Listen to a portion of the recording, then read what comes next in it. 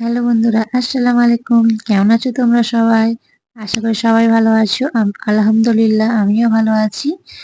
তো আজকে নতুন একটা রুই মাছের রেসিপি নিয়ে চলে এসেছি। আজ দুপুরে বানিয়েছিলাম, গ্রেভিটা দেখেই তোমরা বুঝতে পারছো কতটা সুন্দর হতে চলেছে এই মাছের রেসিপিটা। তো বেশি কিছু কাটাকুটি ঝামেলা ছাড়াই কিন্তু রেসিপিটা খুব তাড়াতাড়ি হয়ে যাবে। তো আমি এখানে দুটো পেঁয়াজ নিয়েছি, 4 টুকরো করে কেটে নিয়েছি। টমেটো 4 টুকরো করে কেটে নিয়েছি। আদা রসুন নিয়েছি, 1 চামচ গোটা জিরে, 1 চামচ গোটা ধনে নিয়েছি। একই সঙ্গে সব মিক্সচারে দিয়ে দেব। দিয়ে স্মুথ ভাবে আমি কিন্তু এখানে পিষে নেব। পিষে আমি সাইডে রেখে দেব। তো একটা গোটা নারকেল আমি নিয়েছিলাম। নারকেলটাকে অর্ধেক করে আমি টুকরো টুকরো করে কেটে নিয়েছি।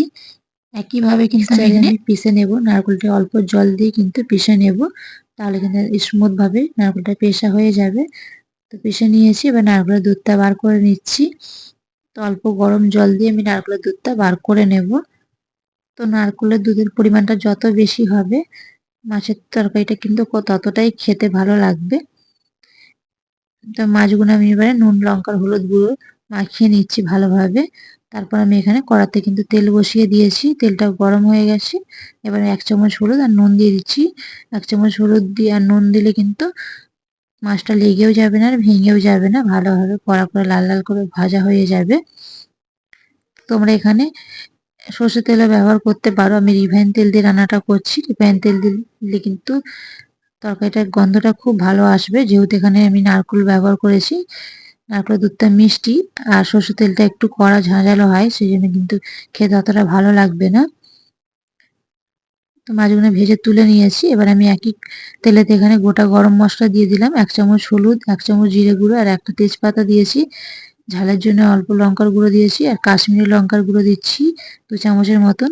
এবার একটু নুন দিয়ে ভালো করে একটুখানি নেড়ে নিয়েছি। তারপর আমি যে পেস্টটা বানিয়ে রেখেছিলাম টমেটো পেঁয়াজের, সেই পেস্টটা দিয়ে দিলাম। দিয়ে ভালো করে কষাতে থাকবো যতক্ষণ না পর্যন্ত মশলার তেলটা ছেড়ে যায় আর কাঁচা গন্ধটা চলে যায়, ততক্ষণ পর্যন্ত কিন্তু কষিয়ে নেব। তো ভালোভাবে কষানো হয়ে গেছে, তেলটাও ছেড়ে দিয়েছি। এবারে আমি নারকেলের দুধটা দিয়ে দিচ্ছি। নারকেলের দুধের পরিবর্তনে এখানে কিন্তু তোমরা গরুর দুধও ব্যবহার করতে পারো। যাদের কাছে নারকেল থাকবে না তারা গরুর দুধ ব্যবহার করবে। আর গরুর দুধও যদি না থাকে তাহলে পাউডার দুধ তোমরা গরম জলে গুলে ব্যবহার করতে পারো। তো ফুটে গেছে, এবারে মাছগুলো একে একে দিয়ে দিচ্ছি।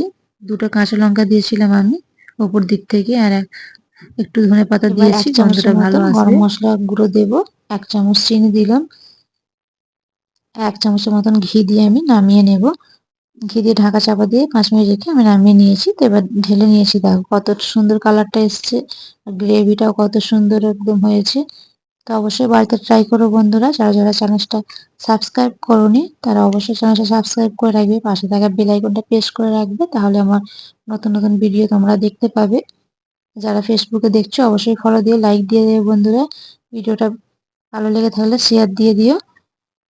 তো বাই বন্ধুরা, ভালো থাকবে, সুস্থ থাকবে। দেখা হচ্ছে নতুন একটা রেসিপি নিয়ে।